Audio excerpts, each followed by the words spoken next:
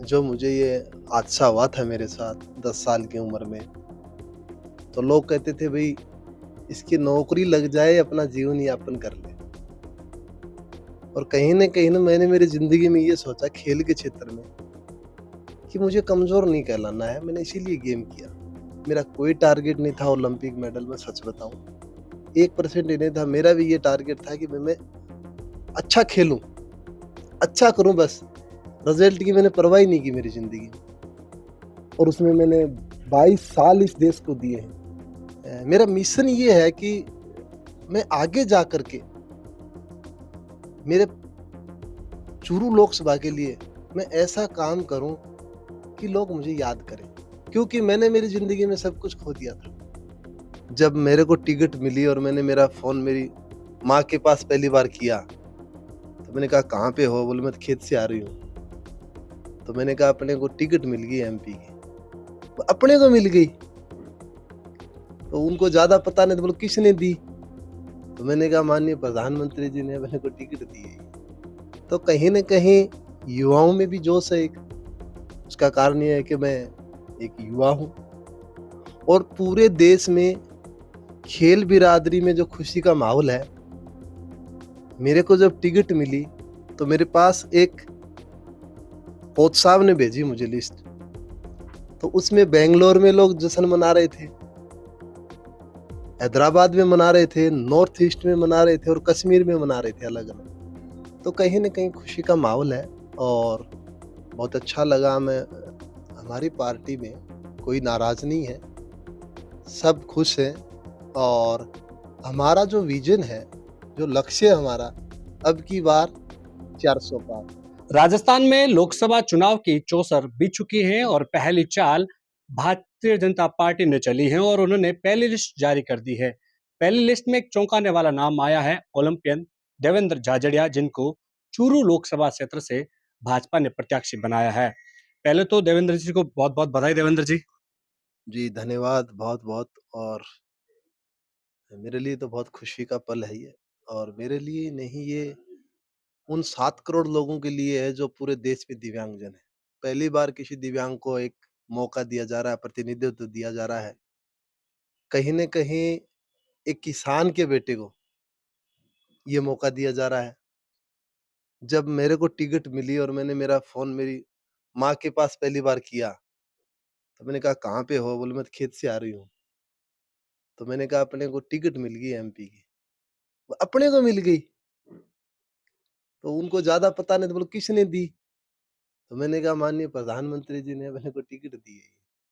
तो कहीं न कहीं युवाओं में भी जोश है एक, उसका कारण ये है कि मैं एक युवा हूँ और पूरे देश में खेल बिरादरी में जो खुशी का माहौल है, मेरे को जब टिकट मिली, तो मेरे पास एक कोच साहब ने भेजी मुझे लिस्ट, तो उसमें बैंगलोर में लोग जश्न मना रहे थे, हैदराबाद में मना रहे थे, नॉर्थ ईस्ट में मना रहे थे और कश्मीर में मना रहे थे अलग-अलग। तो कहीं न कहीं खुशी का माहौल है और बहुत अच्छा लगा। माननीय प्रधानमंत्री जी को बहुत-बहुत धन्यवाद देना चाहता हूँ कि मुझे ये अवसर मिला है। आप राजनीतिक परिवार से नहीं हो, दूर दूर तक नाता नहीं है, किसान परिवार से आते हो। 2008 की घटना, हाथ खो बैठे आप और उसके बाद यहाँ तक पहुँचना, कभी सोचा भी था कि इस तरह से एक गोल्ड मेडल जीतोगे ओलंपियन में, फिर इसके बाद राजनीति में आप नई पारी की शुरुआत करोगे? आपने सही चर्चा की है। जो मुझे ये हादसा हुआ था मेरे साथ 10 साल की उम्र में, तो लोग कहते थे भई इसकी नौकरी लग जाए, अपना जीवन यापन कर ले।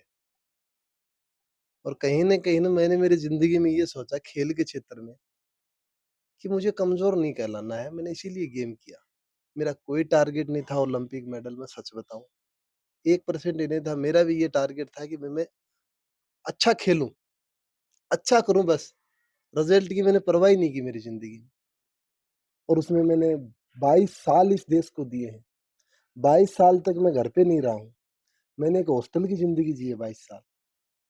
आपके परिवार होता है, मम्मी होते हैं, पापा होते हैं, आपके फैमिली है, मिसेज़ है, बच्चे हैं 2। कभी भी जन्मदिन आता है, त्योहार आता है, शादियाँ आती हैं, मैं कभी उपलब्ध नहीं रहता हूँ। मेरी बेटी एक दिन कह रही थी इसी विषय पे कि पापा जी आप क्यों नहीं आते? सब आते हैं, आप कभी भी नहीं आते हो। तो मैंने कहा बेटे और सभी के घर की ज़िम्मेवारियाँ हैं और मेरे पे देश की ज़िम्मेवारी है। तो इसलिए क्या है कि मैं पॉज़िटिव सोच के साथ यहाँ एंट्री की है। अब मेरा ये है कि जो मेरे को ये अवसर मिला है, मैंने जो मेरी संघर्ष लाइफ़ में देखा है, वो कोई किसान का बेटा, वो मज़दूर का बेटा, वो संघर्ष ना देखे। उनके लिए ऐसी पॉलिसी बने ताकि वो सीना चौड़े तान के कह सकता है कि भई मेरे को बहुत अच्छी सुविधाएँ मिल रही हैं।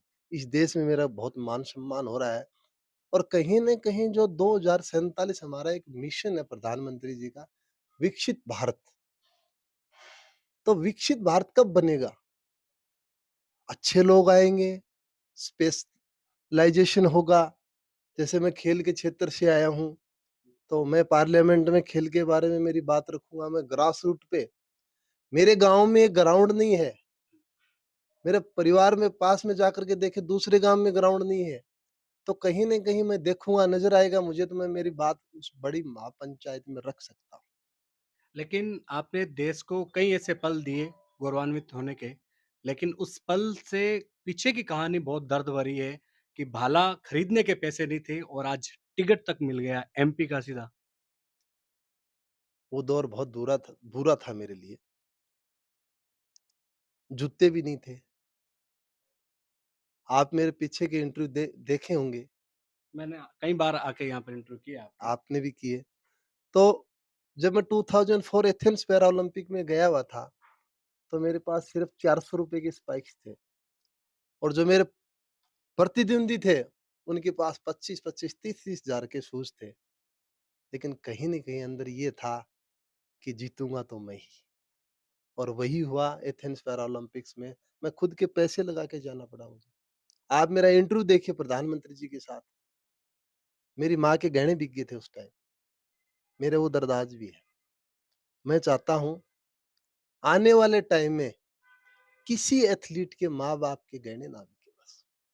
कई बार प्रधानमंत्री से आपकी मुलाकात हुई और जब 2 साल पहले की जो मुलाकात हुई, उसमें क्या चर्चा हुई? क्योंकि कहा जा रहा है, चर्चाएँ राजनीतिक गलियारों में ऐसी है कि देवेंद्र झाझड़िया को टिकट मिला, सीधी पीएम तक पहुँच है, सीधी पीएम से बातचीत होती है। तो क्या वहीं से रूपरेखा तैयार हो गई थी लगभग? नहीं, पीएम साहब देवेंद्र झाझड़िया का सम्मान नहीं कर रहे हो, गलतफ़हमी है लोगों की। वो उस व्यक्ति का सम्मान कर रहा है जिसने देश के लिए 3-3 पैरा ओलंपिक मेडल दिए। वो किसान के बेटे का सम्मान कर रहा है, वो मज़दूर के बेटे का सम्मान कर रहा है। मेरा अकेले का नहीं है वो। पहले किसी टाइम में कहते थे विकलांग, विकलांग। उन्होंने मन की बात में बोला कि ये लोग विकलांग नहीं, ये दिव्यांग हैं। कितना हौसला देते हैं वो। तो अच्छा लगता है उनसे जब भी मिलते हैं तो एक हमें एनर्जी मिलती है उनसे। मैंने काफ़ी प्रोग्राम किए हैं माननीय प्रधानमंत्री जी से, फिट इंडिया में, खेलो इंडिया में, बाकी मेडल जीतते हैं या कोई पुरस्कार बड़ा मिलता है तो हमेशा बधाई देते हैं। तो मेरे लिए तो बहुत बड़ी उपलब्धि है ये। टिकट मिलने के बाद बड़े नेताओं से बातचीत हुई? बात अब पार्टी में आ गया हूँ, पार्टी के लिए मुझे काम करना है, वो मेरा परिवार है। उस परिवार से मैं लगातार बात कर रहा हूँ, मेरी बात हो रही है और मुझे मेरा मिशन ये है कि मैं आगे जा कर के मेरे चुरू लोकसभा के लिए मैं ऐसा काम करूँ कि लोग मुझे याद करें। क्योंकि मैंने मेरी ज़िंदगी में सब कुछ खो दिया था। तो मेरे पास मैं ये मानता हूँ हमेशा कि भई मेरे को अब देने के लिए है। मैं काम करता रहूँ, मेरे को तो भगवान ने ज़िंदगी मेरे को तो जब मेरे को करंट लगा था तो घर पे मरा हुआ लेके आए थे। तो आज मैं ज़िंदा हूँ, मेरे लिए यही बहुत बड़ी उपलब्धि है। स्पोर्ट्स के आप अच्छे खिलाड़ी हो और राजनीति के खिलाड़ी बनने चले हो। नहीं मैं आप अच्छी बात है मुझे स्पोर्ट्स का अच्छा खिलाड़ी मानते हो, मैं तो बस इतना मानता हूँ कि ऐज़ ए मैं एक खिलाड़ी हूँ, देश के लिए खेलता हूँ और ज़्यादा से ज़्यादा मेरा ये संभावना रहती है कि इस देश के लिए मैं मेडल जीतूँ। बात रही राजनीति की, तो मैं राजनीतिज्ञ नहीं होकर के इसको मैं थोड़ा-सा साफ कर देता हूँ। मैं एक जनसेवक की भूमिका में रहूँगा। ये जनसेवक चुरू लोकसभा सीट के लिए वहाँ की जनता के लिए क्या विज़न रहेगा आपका मुख्य तौर से? ऐसी प्राथमिकताएँ जो कि चूरू को राजस्थान ही नहीं अपितु पूरे देश भर में एक गौरवान्वित महसूस करें? चूरू अपने आप में एक स्पेशल है। वहाँ पे आप देखोगे तो पहले तो मैं कहूँगा कि वहाँ टेम्परेचर वो माइनस में जाता है और प्लस में 52 डिग्री हो जाता है। तो चूरू का व्यक्ति दुनिया में कहीं रह सकता है, ये अच्छी बात है हमारे लिए। लेकिन भौगोलिक परिस्थितियाँ थोड़ी-सी विपरीत हैं क्योंकि अप एंड डाउन होता है।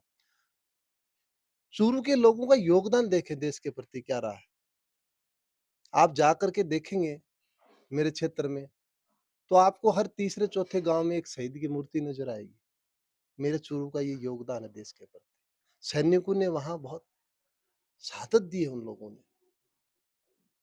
चूरू के लिए और देखा जाए तो वहाँ युवाओं में एक एथलीट बहुत है वहाँ पे। तो उन एथलीट के लिए मुझे काम करना है।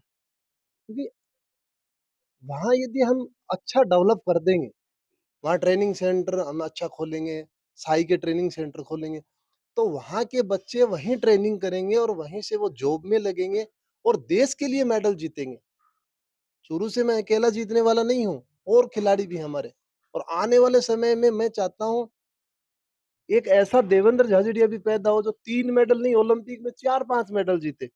देवेंद्र ने तो संघर्ष किया, और को संघर्ष ना करना पड़े, वो आगे बढ़े। मेरा ये विज़न है। चूरू लोकसभा सीट की बात हो रही है तो 2 बार के सांसद वहाँ पर राहुल कसवा, उनका टिकट काट कर आप पर भरोसा जताया भारतीय जनता पार्टी ने और वहाँ की जो राजनीति है वो अब अलग तरह की हो चली है।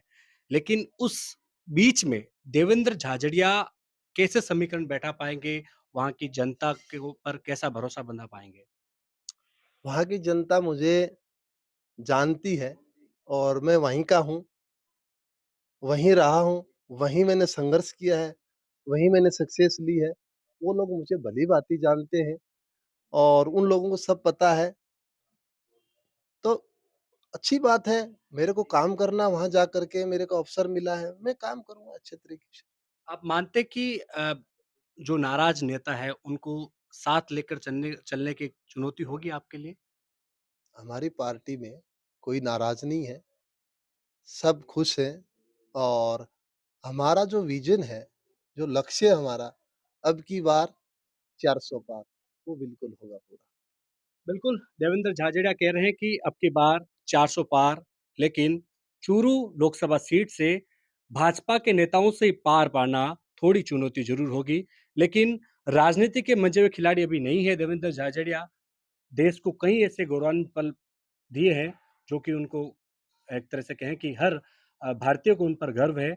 लेकिन लोकसभा सीट पर, चूरू लोकसभा सीट पर क्या देवेंद्र झाझड़िया तिगड़म-बार क्योंकि कहीं न कहीं 2 बार वहाँ पर जीत चुकी है भारतीय जनता पार्टी और इस बार देवेंद्र झाझड़िया के कंधों पर ये भार होगा। कैमरा सहयोगी मनोज के साथ विशाल शर्मा, जयपुर, राजस्थान तक।